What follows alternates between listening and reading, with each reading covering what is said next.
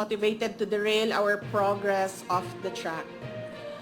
Our policy against criminals and terrorists and those that support and espouse their ideologies of violence should be hardline.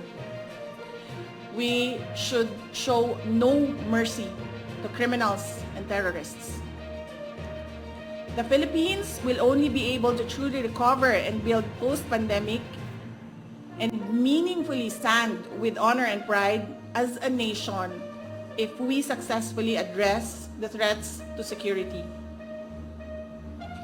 Let me express my gratitude to the security sector's professionalism, integrity, commitment, and undying love of our country and the Filipino people.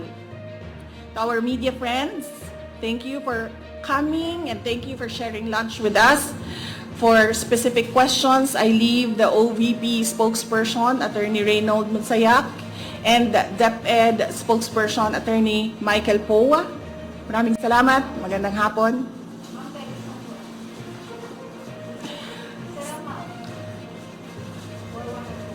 Ilan kayo lahat? Ay, ilang outlets? Three lang. Okay, one.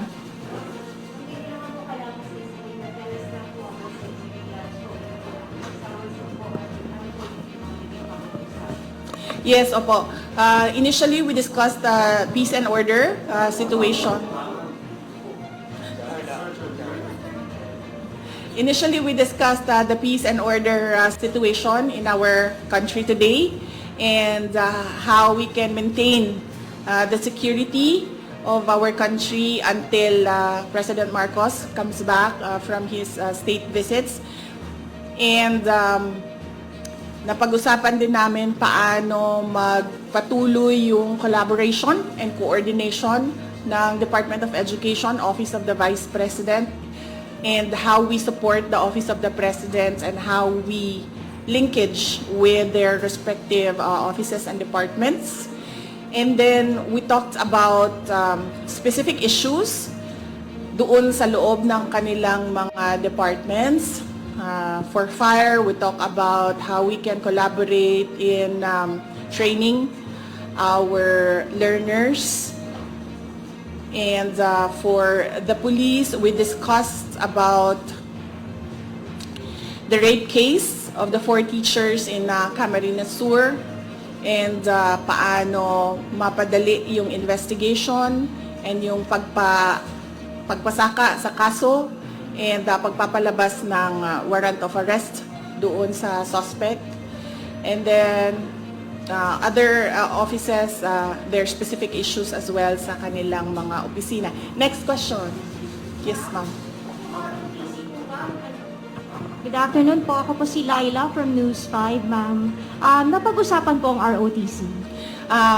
Yes, ma'am. Napag-usapan din po ang ROTC and ideas were exchanged with regard to ROTC, not just in basic education but in higher education, and ano po yung mga ways forward namin to give meat doon sa declaration ng ating Pangulo na ibalik ang ROTC as a mandatory requirement for citizens.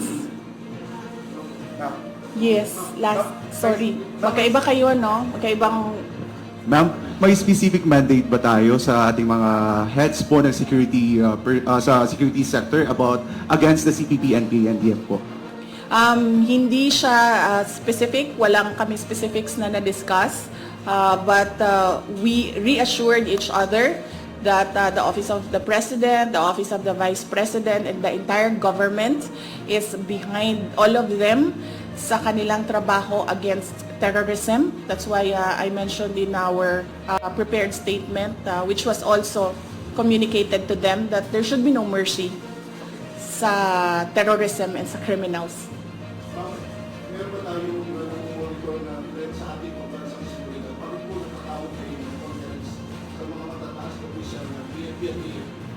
We had a leveling officer, a sit-down, and a coordination because we want to maintain peace and order habang wala po si Pangulong Marcos dito sa ating bansa. Maraming salamat. Wala po. Wala po kaming na-discuss na terror threat. Thank you. Maayong hapon.